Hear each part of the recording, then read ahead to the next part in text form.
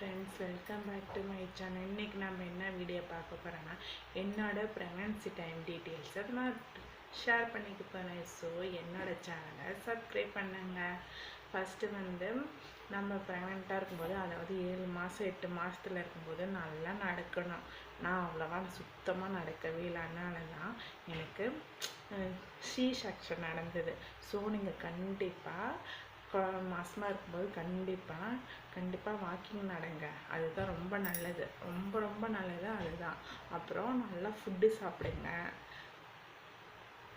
Food ரொம்ப அதிகமாகவும் சாப்பிடாதீங்க, கொஞ்சம் கொஞ்சமாக சாப்பிடுங்க. ஏன்னா குழந்தனால மூச்சு விட முடியாது, மூச்சு திணற அப்படின்னு சொல்கிறாங்கல்ல, அந்த மாதிரி ப்ராப்ளம் வரும். ஸோ அதனால் நம்ம தேவைப்படும் போது, பசிக்கும் போதெல்லாம் கொஞ்சம் கொஞ்சமாக சாப்பிட்ணும். நான் அப்படி தான் பண்ணேன். எனக்கு ரொம்ப பசி எடுக்கும், பயங்கர பசி எடுக்கும்.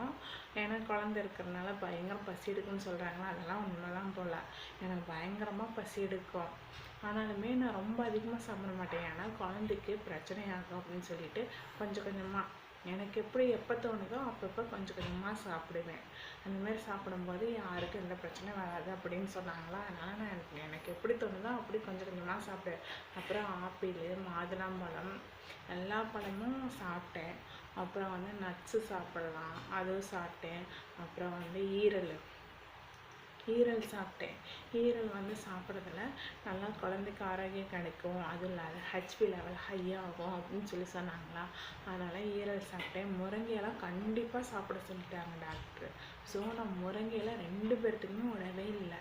2 பேபிஸ்க்குமே நான் நல்லா முருங்கைக்கீரை சாப்பிட்டேன். முருங்கைக்கீரை சாப்பிட்டனால தான் எனக்கு ஹெச்பி லெவலு, கௌஷிக் மாதமாக இருந்தபோது கௌஷிக் குட்டி பிறக்கிற டைமில் எனக்கு 12 வந்துருச்சு ஹெச்பி லெவலு. ஹேமந்து குட்டியும் பிறக்கிற ஸ்டேஜில் 12 பக்கம் வந்துருச்சு. ஸோ நம்ம சாப்பிட்ற ஃபுட்டில் தான் இருக்குது நம்ம அதோட ஆரோக்கியத்தை. நம்ம கரெக்டாக ஆரோக்கியமாக சாப்பிட்ற விஷயத்தில் நம்ம கரெக்டாக இருந்தோம்னா நம்ம குழந்தையும் ஆரோக்கியமாக இருக்கும், நாமளும் ஆரோக்கியமாக இருக்கலாம், குழந்தை நல்லபடியாக பிறக்கும். அப்படி அதனால் இந்தமாரி ஃபாலோ பண்ணுங்கள். அப்புறம் எனக்கு என்னென்ன பொருள் சாப்பிட்டா வாய்வு வரும்னா, உருளைக்கிழங்கு சாப்பிட்டா வாய்வு வரும், முட்டை சாப்பிட்டா வாய்வு வரும். இந்த மாதிரி நிறையா பிரச்சனை இருந்தது. எனக்கு மூச்சு விடுறதுக்கே சிரமமாயிரும். என்னென்னா முருங்கைக்கீரை, முட்டை சாப்பிட்டு வாய்வு. அப்புறம் டீயும் குடிக்க மாட்டேன். டீ குடித்தா வாயில் புண்ணாயிரும். டீ, காஃபி, பால் ரெண்டும் நான் சாப்பிட்டேன்னா தொண்டையில் இங்கே புண்ணாயிரும், உள்ள புண்ணாயிருமா, அது சரி பண்ணுறதுக்குள்ளார போதுமாதான் ஆயின்னு சொல்லிட்டு நான் அதுவும் குடிக்கவே இல்லை. அது 3மே கேன்சல் பண்ணிட்டேன். ஏன்னா ஒவ்வொரு குழந்தையை பொறுத்து தான் நம்ம இது பண்ணுறதுன்னு சொல்லிட்டு நான் அதுவும் சாப்பிடல. அப்புறம் உப்புமாவும் எனக்கு சேரவே இல்லை. உப்புமாலாம் சாப்பிட்டேன்னா எனக்கு ஃபுல்லாக மூச்சு தப்பு வந்துடும். அப்புறம் அதெல்லாம் சரி பண்ணவே முடியாதுன்னு சொல்லிட்டு நான் அதுவும் சாப்பிடவே இல்லை. உங்களுக்கு என்ன சேருதோ அதை சாப்பிடுங்க, சேரலைன்னா விட்டுருங்க.